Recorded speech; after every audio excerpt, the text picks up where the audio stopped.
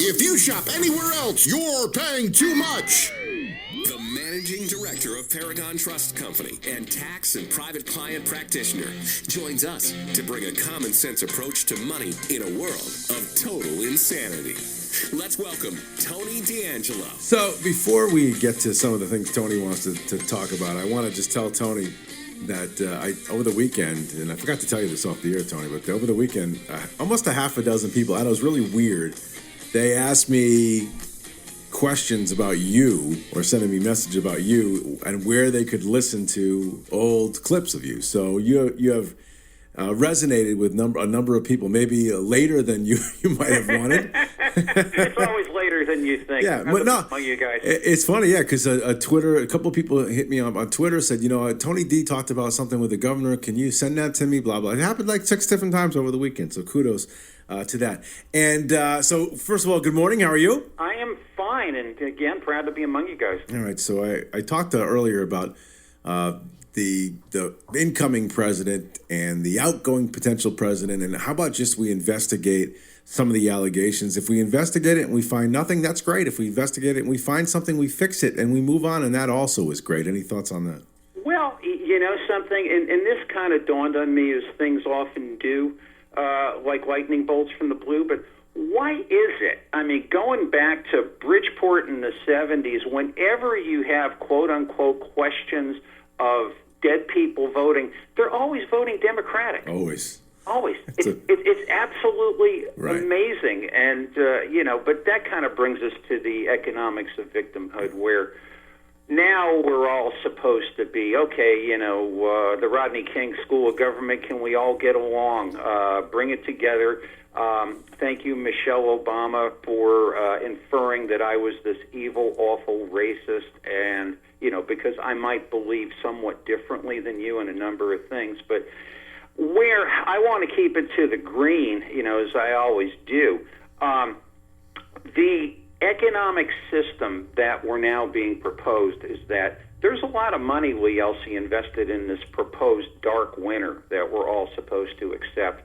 And we're seeing this locally, we're seeing this nationally. They want you to accept, in addition to kumbaya and just kind of go along with us, they want you to accept being a victim. They want you to accept the fact that, you can't do it by yourself. You have to trust us because we know we have people from Yale. We have people in government. We have Zeke Emanuel now, Anne Lamont's partner, on the Biden task force for COVID.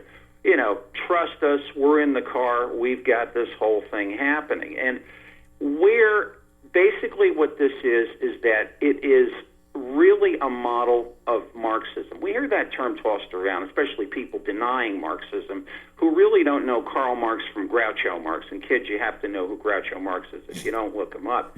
But one of these things that really stuck in my craw, we didn't talk about it during the election because, time being as it is. On October 15th of this year, 13 so-called, again, the economics of victimhood. We can't do this ourselves anymore. 13 so-called business leaders in this state. You could read who they are, the letters on the government website, CBIA and everything, saying, give us money so we can sustain our businesses. High, grand, high, exalted, mystic legislature, we depend on you for all things. Now, Ned Lamont, who really has taken racketeering to stratospheric levels, takes federal CARES money, of which he had nothing to do with. Ned Lamont's, shall we say, qualification for getting federal CARES money was he had a pulse. And he's passing these things around like, $5,000 boxes of candy. Aren't I wonderful? Depend on me for your support. And where we're supposed to have a system in this country of free enterprise, of wanting to get from one place to another, we are being sold out more than a bargain sale at Woolworths. It is disgusting. And you're not going to hear about this anywhere else. You're not going to read it. You just have to find the information. You got to go about it yourself. It's just absolutely, it drives me 20 shades nuts. Your ball, man. I was talking to somebody yesterday, and this is kind of down the same alley that you're going down. I didn't think he was like this, and I feel actually I don't know what to think about this because I like the guy.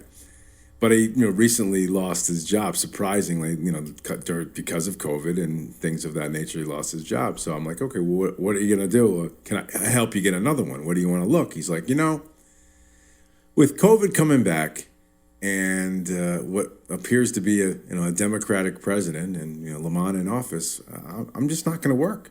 I'm going to get probably what they're going to be some kind of a surplus or stimulus that's going to come my way, and I'll just take a year off. And I was walking my dog thinking about that, Tony. I'm like, I can't believe that this is coming from a friend of mine, number one. Number two is I think that the majority of the people out there are okay. They're okay with that.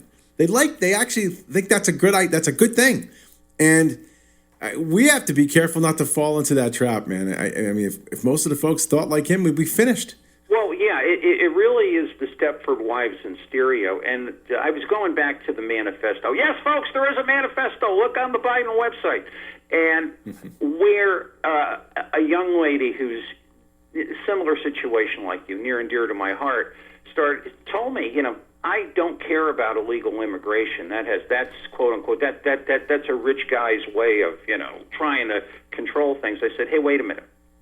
You're working for quote unquote a little bit better than minimum wage, and you want to do things. You want to have a house. You want to have a car. You want to do things in your life. Well, if we flood the market with people who really would work for half what you want to work for, and effectively take your job and put you on a subsidy, when the light goes on and you're thinking, hey, I want my kid to be in a little better school, or I want to have a business that's not quote-unquote under state control or something like that, you're cooked. And the thing is, in the Marxist, whatever you want to call it, design, the idea is don't have achievers. Don't have people raising the bar so others can do it. Oh, I could do it better than that, and I'm going to. Society benefits for that. But when this way you concentrate, the dirty work is done by the lowest of the low in the economic sense. You just, let them do it. Give them whatever benefits they want. They think life is great. The people in the middle, the people like you and me, they don't want us. And then since we don't fall into the elitist pattern, well, guess what? That it kind of goes from A to C, skip over B. I'm B. I'm going to continue to be B. And if people in our government who, quote unquote, profess something better aren't seeing this, aren't looking at the cities as far as what they can do, man, this is really our last hope, and I'm actually wondering about that. Do you really feel that? Do you think that if this thing goes off the rails, let's just make the assumption that Biden and Kamala Harris take over, and Lamont continues his ways in the state of Connecticut? I mean, I know a lot of folks who are like, I'm going to a red state. I'll hang on as long as I can in some very red state. I was talking to a couple of people yesterday who told me that. I mean, do you really think it's that gloom and doom? Because I always feel no, like I don't. You don't. Okay. I don't, because put it this way: as long as there are people who won't accept it, and that's the biggest thing. Don't accept this garbage. Right. What if these 13 so-called business leaders, instead of saying, oh, bless us with $5,000, what if they said, no, man, we ain't going to take it. Shut us down. We will open these businesses safely. We're tired of you. It would be a different story. The light will go on. I get discouraged sometimes. I think it takes a lot longer than it really should be at this point, because it's blatant. Yeah. What about the moves in the I know you're not necessarily the market guy, but yesterday we had a explosion up and then a sort of a fallback, not down, but and I watched that very carefully. It was like, hey, this is great, and then Biden came out, with his earpiece with orders from on high, talking it down. Well, no, we have a long way to go, and this is not good. He would not acknowledge the fact of a positive development, because, again, there's a lot of money invested in this dark winter, and the economic control of these folks, like that gas bag that came on from Minnesota that came on yesterday talking about, it's only going to get worse. Well, how? Why? Well, we're supposed to listen to you because obviously you know what you're doing, and how much, financial interest do you have in this thing? Give me a little while, I'll find out. All right. Listen, like when folks want to find out just more about you, I'm not sure how much you post on your website. I know you post a lot of stuff to our Facebook thread, and I always appreciate that. And, I always try to transfer that to Twitter to get more looks. But if somebody wants to find out more about Tony D'Angelo, where do they go? Sure. The website is paragontrust.com. My email is fortresstrust@aol.com. And you can find a lot of these segments that we've done archived on the Tony D'Angelo PM Coast to Coast on YouTube. So, Oh, great. I have to go look. I didn't know that. Okay, I'll have to go take a look at that. PM Coast to Coast? yes. Very good. So I'll check that out. And by the way, if all that is you still can't find it, you can always go to SoundCloud where I am and look at it and listen to it that way. Tony, great stuff again as always. My honor, my pleasure. Let it roll, baby.